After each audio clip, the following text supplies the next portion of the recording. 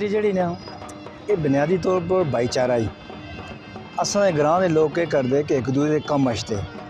मसलन कोई एक ना कोई प्रॉब्लम होई चाहे वो फिर सारे इकट्ठे होई उस नाल खड़े होई कोई फौतगी होवे कोई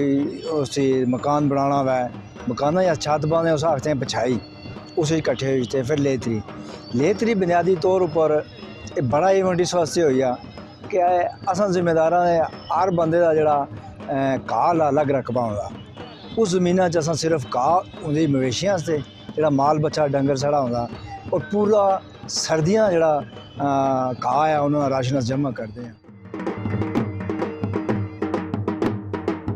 खेरे शरीफ तो आज शुरू हो रहे हैं कहा कपड़ा नहीं लेतरी अच्छा मार रखे था सब 12 महीने